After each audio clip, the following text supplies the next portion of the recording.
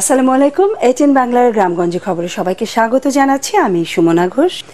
নির্মাণ শেষে হস্তান্তরের আগেই ভয়াবহ ভাঙনের শিকার খুলনার দোকানের কালাবগি এলাকার বাঁধ।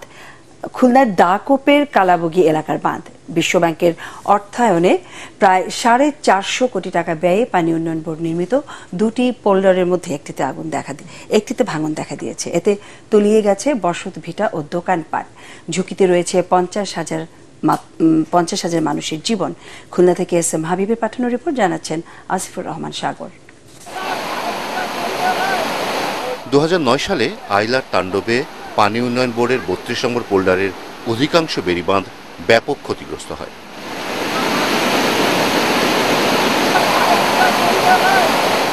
এরপর বিশ্বব্যাংকের অর্থায়নে 32 ও 33 নম্বর পোল্ডারে টেকসই বেড়িবাঁধ নির্মাণ করা হয়। বাঁধটি হস্তান্তরের আগেই আবারও ভাঙনের মুখে পড়ল। পানি উন্নয়ন বোর্ড নির্মিত দুটি পোল্ডারের মধ্যে 32 নম্বর পোল্ডারটির কালাবগি চেয়ারম্যান ঘাট এলাকায় গত শনিবার থেকে ভাঙন শুরু হয়। এরপর 48 ঘন্টার ব্যবধানে বেশ কিছু বসত ভিটা, ব্যবসা প্রতিষ্ঠান নদীগর্ভে চলে গেছে। এদিকে বাজারে ব্যবসা প্রতিষ্ঠান, মসজিদ, সুন্দরবন প্রাথমিক বিদ্যালয় এবং পানির প্ল্যান্ট সহ গুরুত্বপূর্ণ বেশ কিছু স্থাপনা ঝুঁকির মুখে রয়েছে। এলাকাবাসী জানায়, দ্রুত কার্যকর ব্যবস্থা গ্রহণ না করলে স্থানীয় মডেল বাজারটিও বিলীন হওয়ার আশঙ্কা দেখা দিয়েছে।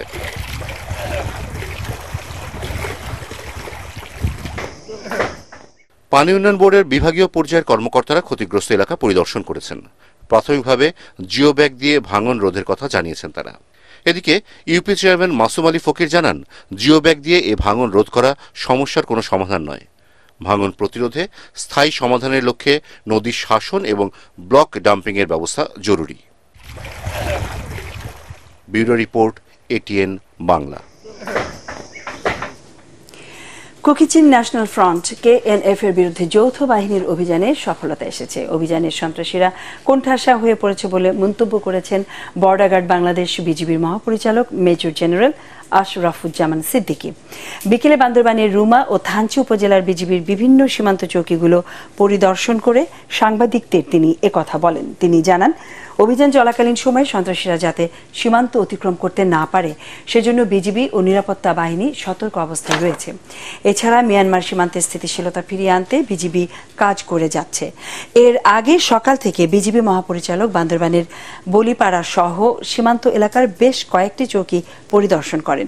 এ সময় তার সাথে বিজিবির Cox's Bazar region commander brigadier general Mohammad Morshed Alam, সেনাবাহিনীর বান্দরবানের region commander brigadier general Mehedi Hasan, বিজিবির বান্দরবানের sector commander colonel Sohel Ahmed সহ বিজিবির ঊর্ধ্বতন কর্মকর্তারা উপস্থিত ছিলেন।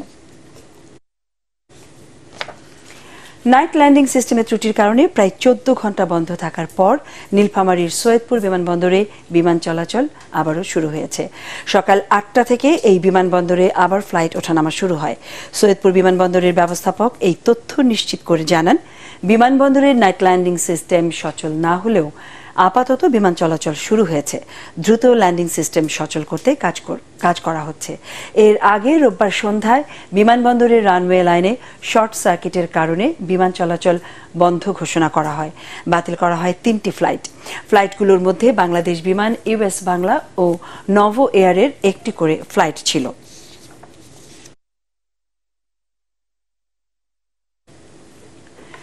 আবারও বেড়েছে গরম। মৃদু তাপ প্রবাহ শুরু হয়েছে দেশের বেশ কয়েকটি এলাকায়।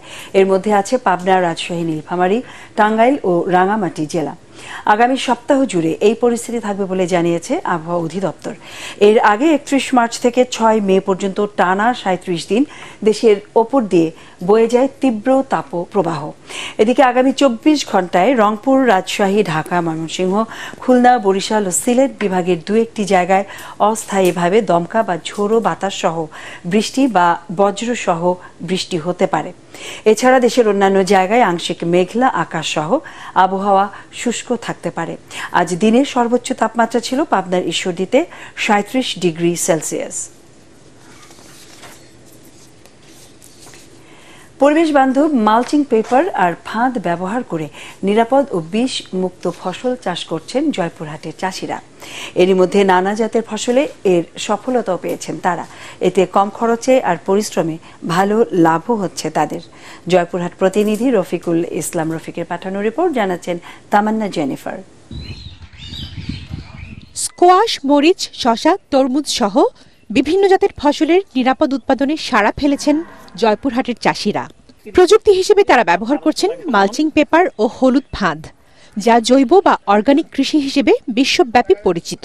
বর্তমানে আমি ফসলে যা ফল আসছে আমার, এতে আমি বিক্রি করার পর হয়তো বলতে পারবো অনেক টাকা আমার লাভবান আমি হতে পারবো।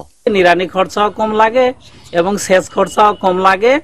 ওনারা যে পদ্ধতি শিখে দিতে সেই পদ্ধতিতে মোটামুটি আমার এই চাষের সফলতা পাচ্ছি। পলিথিন পেপার কাগজ দিয়ে এরকম তরমুজ কোনোদিন লাগানো দেখিনি, এটা প্রথম। তবে আমরা আগামী বছর লাগাবো। জমিতে কীটনাশক বা রাসায়নিক সারের ব্যবহার কমিয়ে নিরাপদ ও মানসম্মত এই খাদ্য উৎপাদন প্রক্রিয়ায় বিনামূল্যে প্রশিক্ষণ দিচ্ছে স্থানীয় এনজিও এবং কৃষি সম্প্রসারণ অধিদপ্তর। কৃষকদের স্বাবলম্বী করে গড়ে তুলতে পরামর্শ ও সহযোগিতা আরও বাড়ানোর কথাও বলছেন কর্মকর্তারা।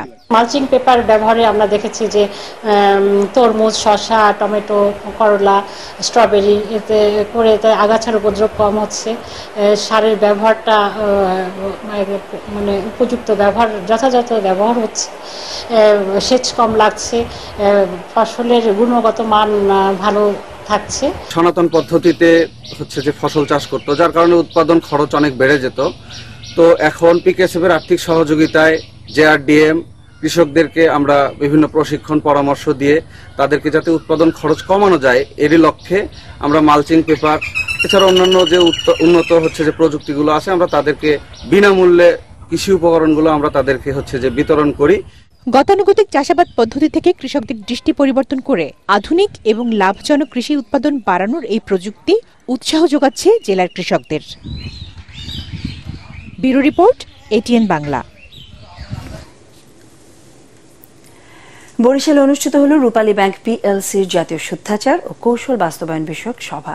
নগরীর সদর রোডে ব্যাংকিং বিভাগের উদ্যোগে মাঠ পর্যায়ের কার্যালয়ের সদস্যদের অংশগ্রহণে এই সভা অনুষ্ঠিত হয়।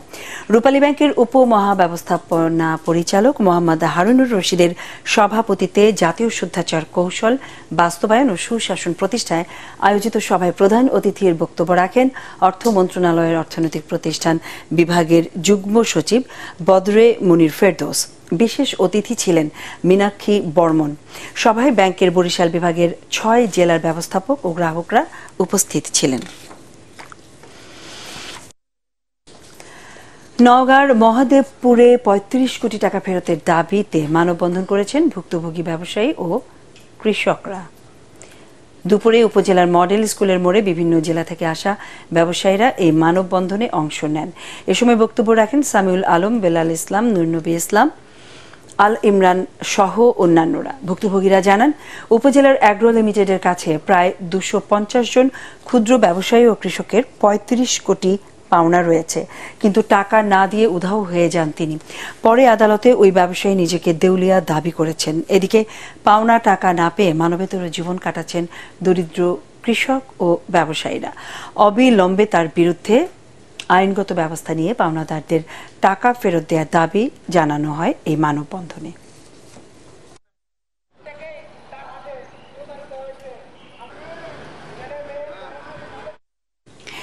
পাহাড়ের গোর্খা সম্প্রদায়ের হারিয়ে যাওয়া ভাষা সংরক্ষণে সরকারি উদ্যোগে বই প্রকাশ করা হয়েছে। রাঙামাটির ক্ষুদ্র নৃগোষ্ঠী সাংস্কৃতিক ইনস্টিটিউট প্রকাশিত আদিবাসী গোর্খা ভাষায় মেরো কবিতা শীর্ষক বইয়ের প্রকাশনা অনুষ্ঠানের আয়োজন করে। রাঙামাটির আদিবাসী গীতিকবি মনোজ বাহাদুর গোর্খা রচিত বইয়ের মোড়ক উন্মোচন করেন বাংলা একাডেমি সাহিত্য পুরস্কার প্রাপ্ত কবি মৃত্তিকা চাকমা। অনুষ্ঠানে উপস্থিত ছিলেন রাঙামাটি ক্ষুদ্র নৃগোষ্ঠীর সাংস্কৃতিক ইনস্টিটিউটের পরিচালক রুনেল চাকমা সহ স্থানীয় গণ্যমান্য ব্যক্তিবর্গ।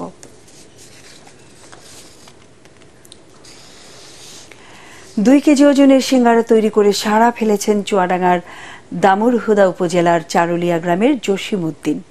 তার তৈরি এই সিঙ্গারা বিক্রি হচ্ছে 600 টাকা কেজি দরে, বিক্রিও হচ্ছে দেদারসে। চারুলিয়া এরই মধ্যে সিঙ্গারার গ্রাম হিসেবে পরিচিতি পেয়েছে আশপাশে। চুয়াডাঙ্গা প্রতিনিধি রফিক রহমানের রিপোর্ট, আসিফুর রহমান সাগরের আরেকটি ব্যুরো রিপোর্ট। বাঙালির পছন্দের খাবারের তালিকায় যেটি বারবার উঠে আসে তা হলো সিঙ্গারা। গরম মচমচে সিঙ্গারার স্বাদই আলাদা। তবে শুধু সিঙ্গারার স্বাদে নয়, তার আকারে রীতিমতো সাড়া ফেলেছেন চুয়াডাঙ্গার দামুড়হুদা উপজেলার চারুলিয়া গ্রামের জসিম উদ্দিন। তার 2 কেজি ওজনের সিঙ্গারার টানে শুধু চুয়াডাঙ্গা নয়, কুষ্টিয়া, মেহেরপুর সহ আশপাশের জেলার মানুষ আসছেন এখানে। উনি শখের বসে 1 কেজি 2 কেজি সিঙ্গারা বানানো শুরু করে এবং সেই এলাকার মানুষ খুবই সুনাম করে। 2 কেজি ওজনের সিঙ্গারা যা আমরা চোখে কখনো দেখতে পারি না, এবং এই সিঙ্গারা দেখে আমাদের খুবই তৃপ্তি, মানে আমাদের মনটা জুড়ে গেল। এবং তারপরে আমাদের গ্রুপ সার্কেলের সকলে আসলাম, আমার বন্ধু বান্ধব মিলে, এবং এসে আমরা তৃপ্তি সহকারে এই 2 কেজি ওজনের সিঙ্গারা খেলাম। আমি আসলে যে সোশ্যাল মিডিয়ায় দেখে আসছি, ফেসবুকে দেখে আসলাম। আমরা এসেছি দর্শনা থেকে, আমি খেয়ে গেলাম, আমার বন্ধুদের সাথে এসে খেয়ে গেলাম এবং খুবই ভালো লাগলো এবং সাথে করে নিয়ে যাচ্ছে আমার পরিবারের জন্য। ক্রেতাদের চাহিদা অনুযায়ী ভাজা হয় সিঙ্গারা। 2 কেজি ছাড়াও 1 কেজি ও আধা কেজি ওজনের সিঙ্গারাও মেলে এখানে। কালো জিরা, বাদাম, কিশমিশ সহ 30 পদের মশলা ও মাংস দিয়ে তৈরি হয় এসব সিঙ্গারা। প্রতি কেজি সিঙ্গারার দাম 600 টাকা। এই 2 মাস আগে কি যেন একটা মাথায় খেলার পর 1 কেজি ওজন সিঙ্গারা বানানোর পর 2 কেজি ওজন বানিয়েছি। এই আমার ব্যবসা ভালো হচ্ছে, তাই এটা আমার 6-7 টাকা পড়ছি। আমার এটা থেকেই চলে, কারণ বাইরে কোনো মুনিশে যায়নি, কোনো ব্যবসায়ী যায়নি। আমার এই সিঙ্গারাকে বেশি আমার চলে। বিকেল হলেই শুরু হয় সিঙ্গারা ভাজার কর্মযজ্ঞ। সিঙ্গারার গন্ধে মৌ মৌ করে ওঠে চারপাশ। গ্রামটি পরিচিতি পেয়েছে সিঙ্গারার গ্রাম হিসেবে। Bureau report, ATN Bangla. এই ছিল এখনকার মতো। আমাদের পরের সংবাদ দেখার আমন্ত্রণ জানিয়ে শেষ করছি গ্রামগঞ্জের খবর। ATN বাংলার সংবাদ ইউটিউবে দেখতে ব্রাউজ করুন youtube/ATN বাংলা নিউজ। ধন্যবাদ।